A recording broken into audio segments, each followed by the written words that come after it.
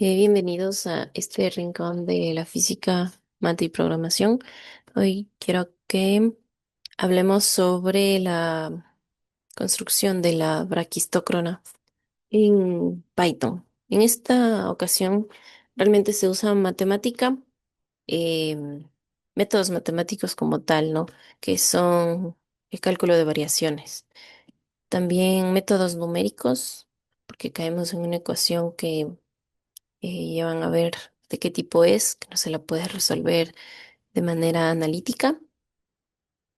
Y también plasmándolo en una aplicación para que el usuario pueda manipular los, los puntos de entrada, ¿no? Para que sepamos de qué punto se quiere ir la partícula y saber si es posible armar cicloide para esos puntos o no. Lo primero que vamos a hacer es centrarnos en la razón de ser. ¿Por qué estamos buscando esto? Uno se puede plantear ir de un punto A hasta un punto B y decir quiero hacer el mínimo tiempo posible. Pero qué tal que fuera, no sé, una circunferencia, fuera un arco circular, ¿no? Que nos lleva a ese camino. Entonces, lo vamos a comprobar, vamos a ver que de verdad el tiempo mínimo es una recta o tal vez no.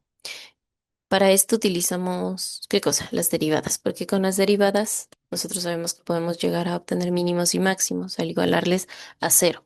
Es lo que hizo Euler. Entonces vamos a utilizar de una vez la ecuación diferencial de Euler. Él se plantea un funcional. ¿Qué es un funcional? Una función que depende de otras funciones. Y en estos funcionales, pues él cuando los deriva y los iguala a cero, em, nos dice que vamos a ser capaces de encontrar el mínimo. Puedes ocuparlo para áreas, para tiempos, y en este caso es para tiempos lo que le vamos a ocupar. La ecuación de Euler es esta que está numerada con 1, ¿ya? Y en esta ecuación se pueden tener tres casos, cuando x está ausente, cuando y está ausente y cuando y' está ausente. El caso que vamos a reconocer ahora es cuando x está ausente. Para resolver este, diría que es el más difícil, pero hay que considerar una propiedad importante. Bueno, una identidad más bien. Si nosotros diferenciamos con respecto a x la parcial del funcional con respecto a y' por y' menos el propio funcional, pues obtenemos todo lo que está a mi derecha. Si decimos que x está ausente, esta parcial de f en x se va a hacer 0. Y todo lo que está en el corchete podemos ver que es precisamente la ecuación de Euler. Y esta ecuación vale 0 absolutamente siempre que tratamos de obtener mínimos. Entonces se hace 0. Por lo tanto, todo el lado derecho de esta ecuación se hace 0. Y prácticamente nos queda el diferencial con respecto a x de todo este paréntesis es igual a 0. Significa que la parcial del funcional en y' por y' menos del funcional tiene que ser igual a una constante. Y esta es la ecuación final que sale al aplicar Euler analizando un funcional donde x está ausente. En la parte de la física, pues como partimos de la conservación de la energía, se llega a una expresión para la velocidad relacionada con la altura, que viene de la conversión de energía cinética en potencial. Esta velocidad la definimos como ds en dt y la longitud de arco por definición está como 1 más y' al cuadrado, todo eso dentro de una raíz. Por eso nos queda la expresión que podemos ver acá. Despejamos el tiempo y llegas a esta raíz. Raíz de 1 más y' al cuadrado sobre y. Es un funcional, porque dentro de esta función existen otras funciones, que es y y'. Como hay ausencia de x, pues vamos a reemplazarle en la ecuación diferencial que describimos arriba. Vamos a diferenciar el funcional de y'. Estamos ahorita diferenciándole al funcional que obtuvimos con respecto a y'. Muy bien, nos queda así, esto igualado a una constante. Despejamos aquí y', Me queda raíz de c menos y sobre y. Para resolver esto, vamos a separar todas las y a un lado, todas las x al otro lado. Es una integración bastante sencilla, pero se utiliza sustitución trigonométrica. ¿De dónde viene? Pues siempre de analizar un triángulo, como lo estoy plasmando aquí. Por lo tanto, obtenemos raíz de y, que sería eso. La y elevamos al cuadrado y me queda c por seno cuadrado de teta. Asimismo, puedes obtener la tangente. Ok, aquí estamos ya reemplazando todas las variables. Aplicamos identidades trigonométricas y finalmente integramos. Ok, nos queda c sobre 2 por 2 teta menos seno de 2 teta es igual a x. Vamos a reemplazarle también para el valor de y. Y al final aplicamos que c sobre 2 se llame simplemente la constante a y que 2 teta se llame simplemente phi. Con eso nos queda la ecuación paramétrica de x y de y para la cicloide. Es lo que acabamos de obtener.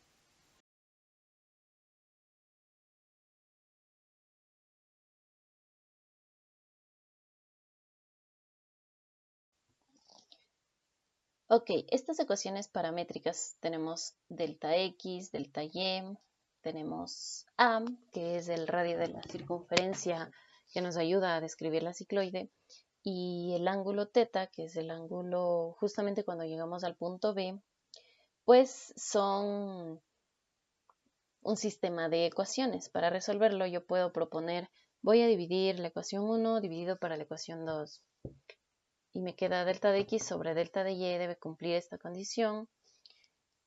Entonces aquí vamos a aplicar un poquito de matemática, álgebra simplemente,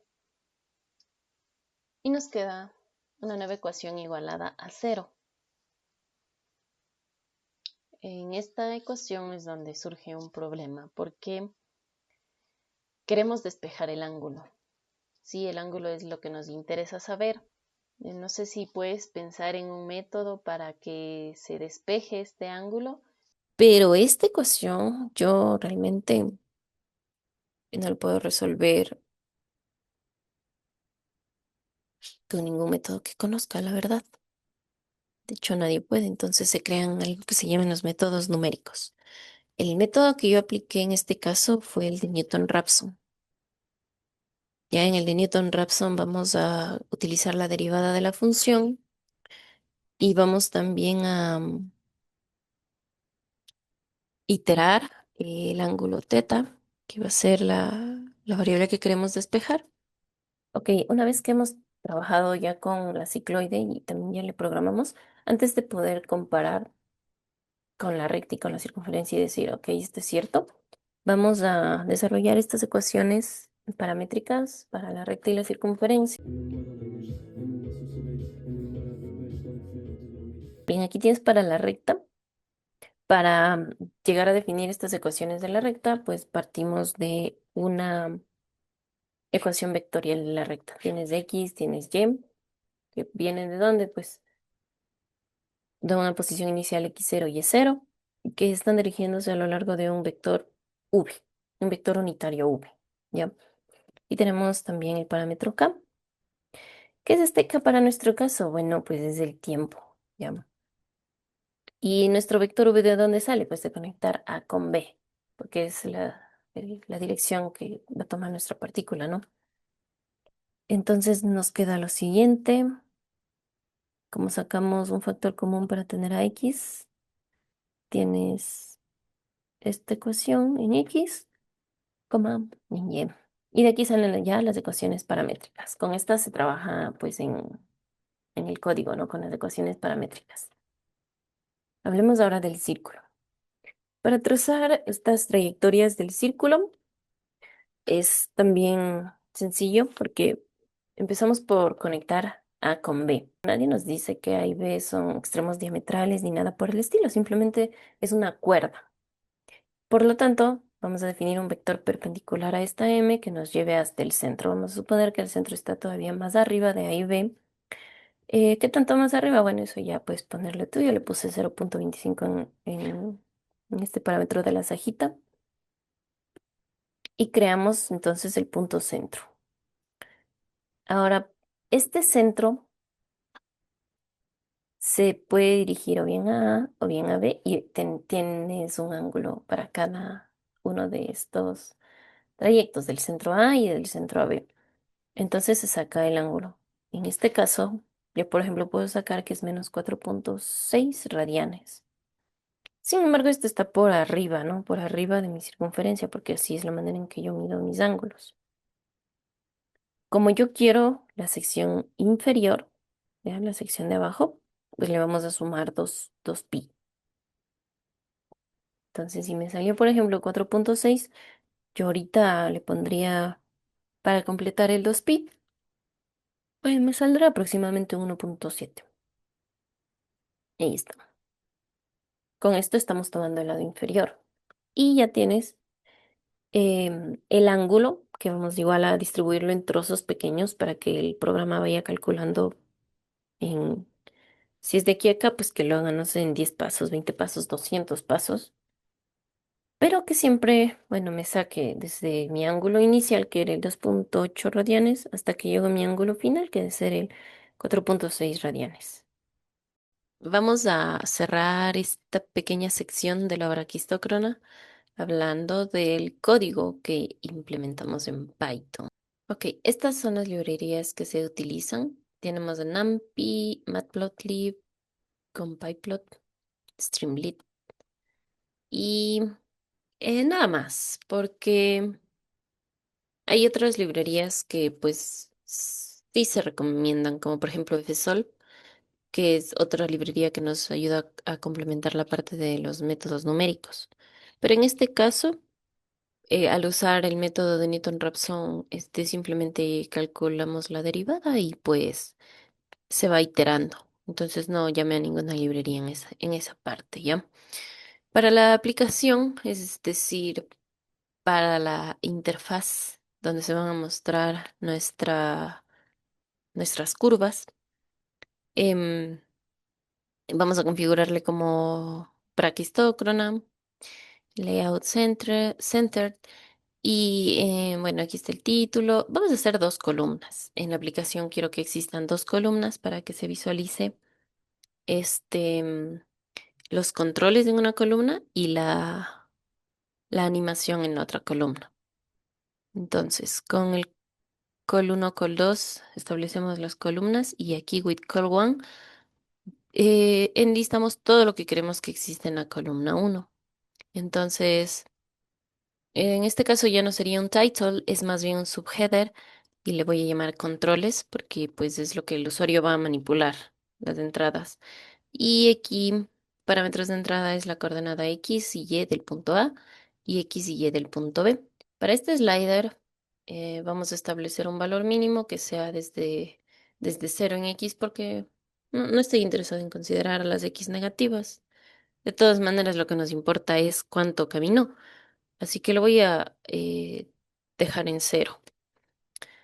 El máximo valor le voy a ajustar a 5 y el valor inicial es este value, va a quedarse en 0, con pasitos de 0,1. Para la coordenada Y, lo mismo, vamos a empezar desde el 0. Máximo yo podría subir, no sé, hasta un 5, pero el valor le voy a dejar en mi valor por defecto 0 y en pasos de 0,1. Para la coordenada X del punto final, entonces vamos a ponerle que está a la derecha, por lo tanto, mi value va a ser 1, mi valor por defecto. Y para la coordenada Y va a ser mi valor -1, porque recuerden que debe ser un movimiento descendente. Cálculo de X y de Y como final menos inicial, es decir, X1 menos X0 y aquí también los parámetros de entrada. Y el RI va a ser mi vector posición inicial. Se forma con un array de este tipo, X0 y Y0. Y lo mismo para la posición final, X1 y Y1. Ok, este ensample es lo que vamos a utilizar como la resolución para todas las funciones casi que estamos parametrizando para poder graficar. Entonces, mientras más grande sea este ensample, es mucho mejor. Aquí se define la función de la recta, donde ingresamos A y B. El n, pues por defecto vamos a tomar el tamaño del n que ya está definido arriba, que es la resolución de 2000, y nos va a generar aquí una tupla, es decir, un x, y. Es lo que va a salir. Bien. El tiempo se lo construye como todo este conjunto de valores. Vamos a decir que, ok, va de un 0 al 1 en n pasos, donde aquí ya sabemos lo que significa la n. X, ingreso a la ecuación que ya parametrizamos hace un momento en el cuaderno, y para Y también. ¿Y qué va a arrojarnos? Pues va a arrojarnos un valor para X, un valor para Y. Vamos a hablar ahora del arco circular. Es una función que recibe A, B y este sag. Esta es la sajita que mencionamos cuando pues detallé el gráfico de qué es lo que sucede. Yo le puse un 0,25. Si tú pones un 0,1 también es válido. O sea, ya depende de el círculo prácticamente que quieras graficar. Si entre A y B, qué tan separado quieres que esté el centro de estos puntos. Trazamos la cuerda, que es un segmento, ¿no? Que estaría yéndome desde A hasta B. Entonces se calcula como B menos A. Y aquí nuestro PERP es este segmento perpendicular que queremos trazar justo en la mitad. Entonces se lo construye como un arreglo. ¿Por qué les estoy intercambiando? Porque sabemos que para trazar una recta perpendicular, la pendiente siempre es el recíproco con el signo opuesto. Es decir, si mi pendiente valía 2, la pendiente perpendicular sería menos un medio. Entonces, eso es lo que estamos realizando aquí. Aquí vamos a calcular la norma de este PERP que acabamos de trazar, la norma de nuestra cuerda. Y para la sajita, vamos a multiplicar el parámetro que ingresamos con la L, que es la que estamos calculando aquí de la cuerda. ¿Y cómo saco el radio? Bueno, pues restando el punto menos del centro. Para calcular los ángulos, bueno, esta es la función arcotangente. Pues estamos insertando prácticamente los valores de Y y los valores de X para que calcule el ángulo. Este es φ0, es decir, el ángulo en el punto inicial, y el φ1 sería el ángulo ya en el punto final. Para calcular de phi, pues vamos a hacer una resta. Y aquí es la parte donde les decía. Si nos sale algo negativo, pues entonces nosotros vamos a volver a calcularlo sumándole 2pi. Y si nos sale algo positivo, pues lo vamos a calcular restándole 2pi, asegurándonos de que siempre em, tomemos el valor inferior de la circunferencia que estamos recorriendo y no sea que nos esté dando la parte superior, porque pues eso no corresponde a una trayectoria natural. Siempre por acción de la gravedad, el cuerpo va a caer. No es que se va por la rama de arriba. Vamos a definir entonces, construir todo un conjunto de valores para el ángulo, para que así nos pueda arrojar X y Y. Entonces se construye como todo un conjunto de valores que va desde el phi inicial hasta el phi final, como te puedes dar cuenta aquí. En cuanto, bueno, en segmentos de acuerdo a la n que yo haya puesto. Y con esto ya nos arroja la X y la Y. X sería el centro más el radio por el coseno y la Y sería la componente vertical del centro más el radio por el seno y bota X, Y.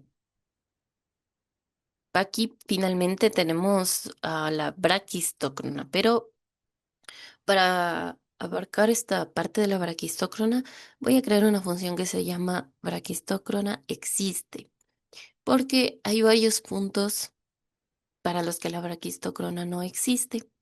Y en esos puntos yo simplemente quiero decirle al usuario, no hay braquistocrona posible.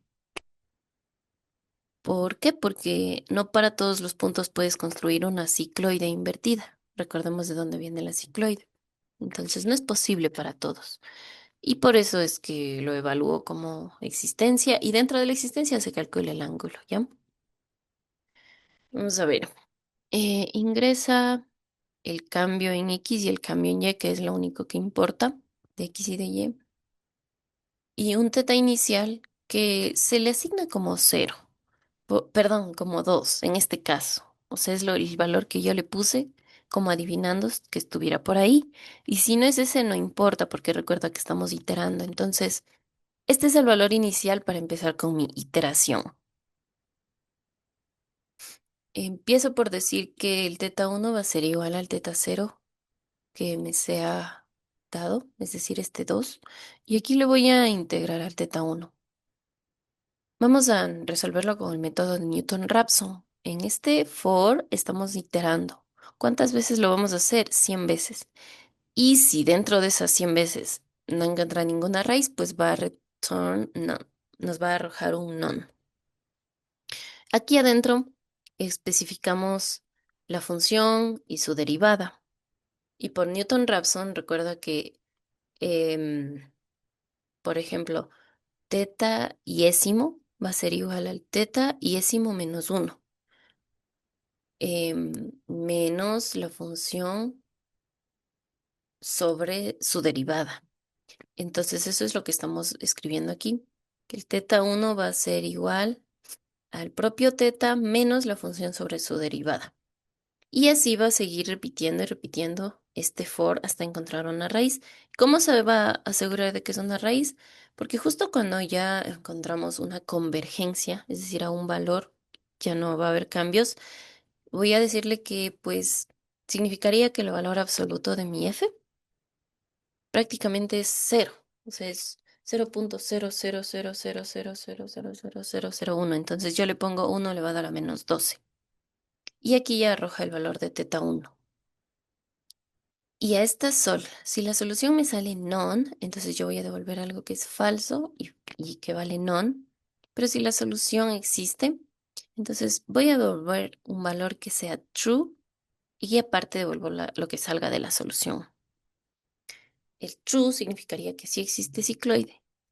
El false significaría que no existe cicloide y yo le voy a avisar al usuario, le voy a decir, no hay cicloide para los puntos que acabas de seleccionar. Aquí tenemos la función em, para obtener los valores de la cicloide. Vamos a obtener la componente x, y, el tiempo y a, donde recuerda que a está en nuestras ecuaciones. Por favor, revisa las ecuaciones que acabamos de obtener. Ahí está el valor de a y aquí es donde lo vamos a calcular. Aquí están todos los valores de entrada. Esta a la despejamos. Espero que sepas de dónde. De la ecuación paramétrica. Por lo tanto, puedes despejarle tanto con X o con Y. Yo le despejé con X y por eso me queda dx sobre teta uno menos el seno de teta uno.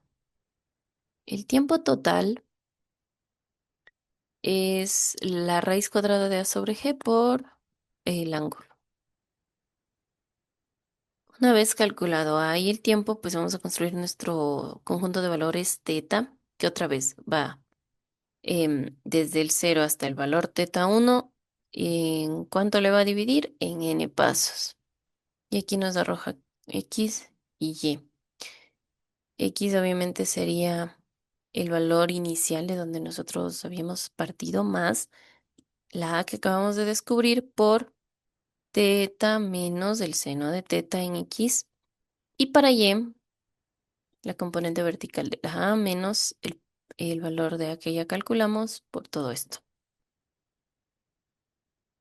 Ok, vamos ahora a hablar sobre el time path, que es una función que calcula el tiempo para, de acuerdo a la curva, cuánto se demoraría la partícula en recorrer ese tramito.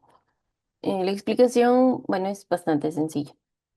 Sabiendo que ds, S es la longitud de arco, entonces ds es el diferencial de esta longitud de la que estamos hablando. En esta parte de aquí vamos a tener todo el array de X de entrada y todo el array de Y también de entrada. Prácticamente son todos los valores de X que están registrados para esta curva, todo lo que barre en X y todo lo que barre en Y. Como DS es la unión entre puntos, es decir, el punto inicial hasta acá, hasta acá, hasta acá, son todos los puntos que se unen de par en par. Entonces, con la función de NumPy, la función diff, lo que hacemos es calcular la diferencia que existe entre dos puntos vecinos, dos puntos consecutivos. Por lo tanto, me estaría sacando cuál es la diferencia entre el x0, x1, y0, y1.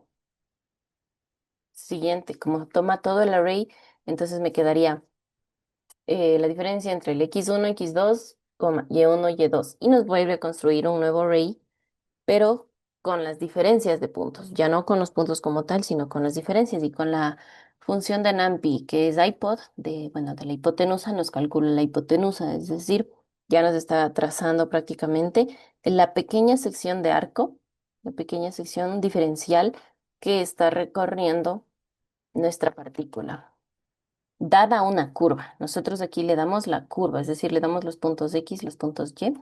La función calcula, le divide en trocitos chiquitititos que están unidos y saca su hipotenusa. Y es necesario calcularle para poder hacer una mejor aproximación de la velocidad que tendría la partícula ubicada entre los dos puntos que sean consecutivos. Y para sacar el delta, pues entonces vamos realmente a hacer y inicial menos este y mid. La velocidad se la calcula con la 2 gravedad por altura, que es de la conservación de la energía, y el tiempo está definido como esto. En caso de que el denominador fuera cero, pues simplemente nos va a retornar none, que es un problema, obviamente, entonces nos da none. Y en caso de que no sea cero, pues continúa haciendo lo siguiente, va a unir el cero, porque es el tiempo inicial, con la suma de cada uno de los segmentos. Entonces, si desde aquí hasta aquí me demoré 0,5 segundos y de aquí a acá me demoré 0,2, pues me va a ir sumando 0,5 más 0,2 más 0,1 para darme el tiempo final del punto donde yo prácticamente le haga ir a la partícula. O sea, hasta ahí me va a colectar todos los tiempos. Por lo tanto, creo la función x recta y y recta, donde estoy generando todo un array con los puntos de esta recta, desde el punto A hasta el punto B. Y lo mismo para el círculo. El T-line back, entonces, es el conjunto de valores del tiempo, que se calcula con la función timePath, dado que, pues dado la curva de que estamos interesados, o sea, la recta y por otro lado el círculo. Aquí ya tomamos simplemente el valor que nos interesa, que es cuando llega a su destino. Para poder ejecutar la animación, vamos a hacer una cosa más. Vamos a crear una función para interpolar el tiempo. Entonces, tenemos cuatro entradas. El t es el tiempo en el que estemos interesados, porque el usuario puede moverse justo a la mitad y de ahí, digamos, es el tiempo 0,7. Y está dentro, ese 0,7 que el usuario está interesado en saber, es un tiempo que está dentro del TVEC, ya que es como un vector de tiempo que acabamos de crear, solamente por términos de programación. Está dentro de este TVEC. Entonces estoy evaluando algo que está dentro de este TVEC y pues ¿para qué? Eh, para saber exactamente dónde estaría la posición de la partícula en este tiempo. O sea, si llega a ser el caso de que la T es mayor o igual al último elemento de mi TVEC, es hora de detenernos. Entonces, simplemente yo quiero que, como ya es igual al último elemento, pues, ¿qué sería la solución? Pues la posición final en X y la posición final en Y, que está registrada en la propia curva. Ahora, va a haber tiempos que no estén explícitamente en este TVEC y es por eso que se necesita interpolar. Entonces, aplico la función de interpolar el tiempo que yo le dé, de acuerdo con el TVEC que haya generado previamente, quiero que calcules X. Y lo mismo para Y. Con el tiempo que yo te dé, de acuerdo con el TIBE, calcula Y. Y que saca, pues X, Y. Ese es para interpolar y poder crear la gráfica en cada uno de los puntos de mi trayectoria. Es la última parte que vamos a revisar. La implementación en Streamlit la voy a colocar en la columna 2 con este nombre.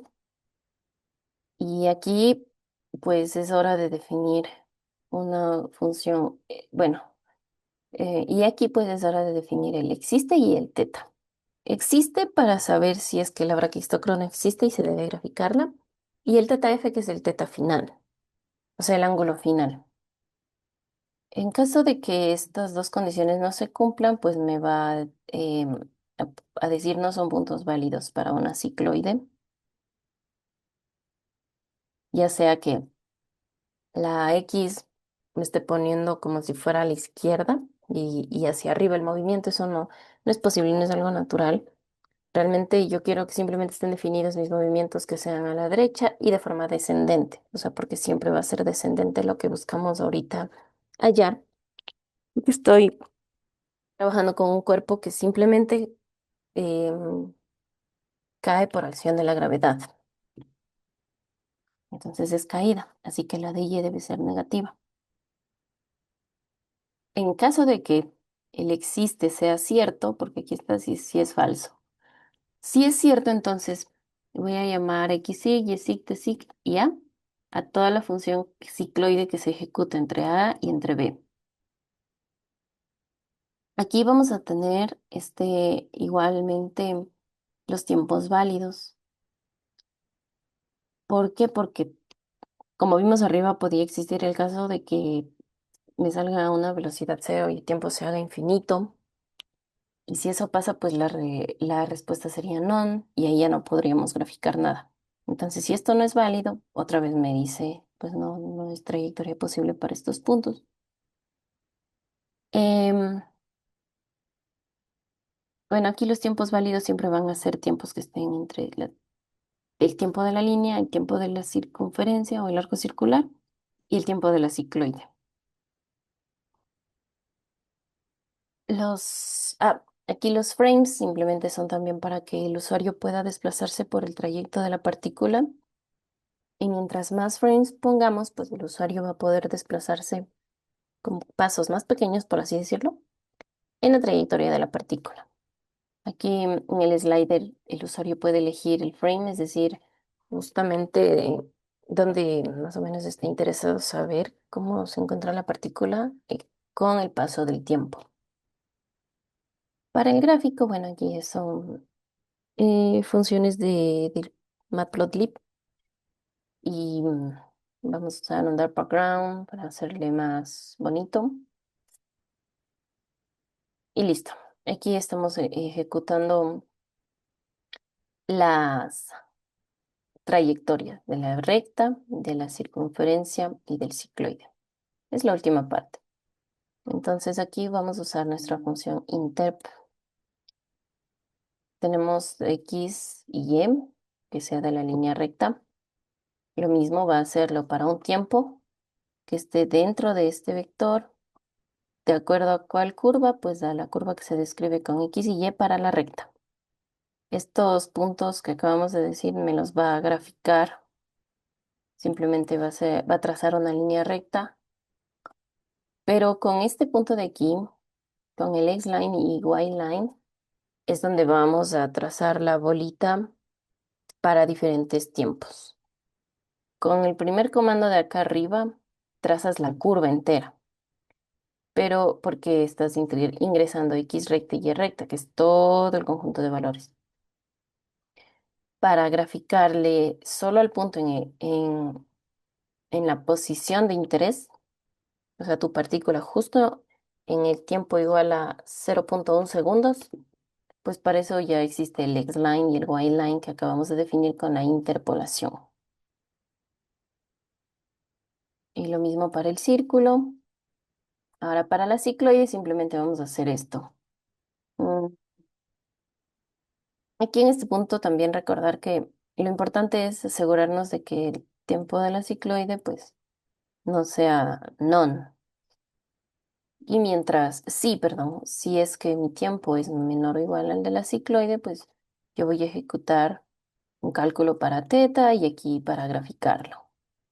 Y si no, pues si de pronto el tiempo ya es mayor, porque como sabemos, estamos comparando trayectorias y el tiempo va a seguir corriendo.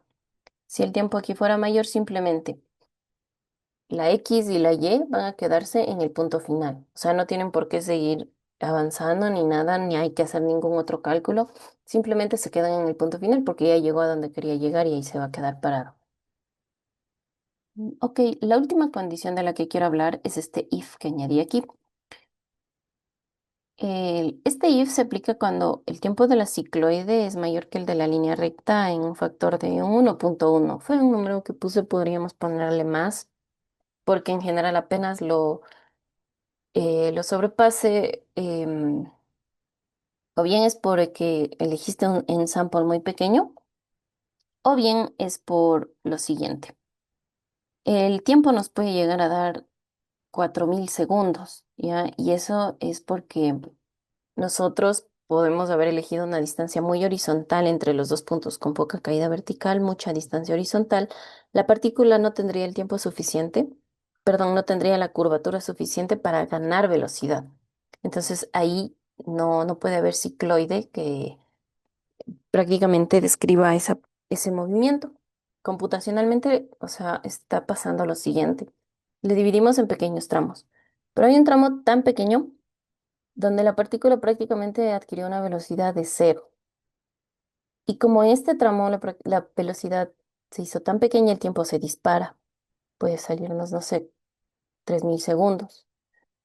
Y los demás tiempos van normal. Pero como yo estoy sumando todos los tiempos, todos los lugares pequeñitos donde el tiempo se disparó, van a sumar si me va a quedar un tiempo de 5000 segundos. Lo cual, bueno, no tiene sentido prácticamente por la división por cero. Pero física, eso es computacionalmente hablando y matemáticamente hablando. Pero físicamente, la razón de la que no está la cicloide definida allí es por eso. Pues es una distancia horizontal tan grande que la partícula prácticamente va bajando y no hay curvatura que le ayude a ganar velocidad. Eso es todo lo que tengo que compartir en esta sección de la braquistócrona. Espero haber contribuido en algo y que además, si tienen nuevas dudas, sepan que me pueden escribir.